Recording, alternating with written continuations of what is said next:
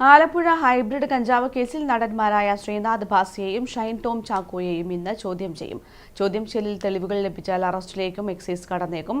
താരങ്ങൾക്ക് പുറമെ പാലക്കാട് സ്വദേശിയായ മോഡലിനോടും ഇന്ന് ഹാജരാക്കാൻ ആവശ്യപ്പെട്ടിട്ടുണ്ട്.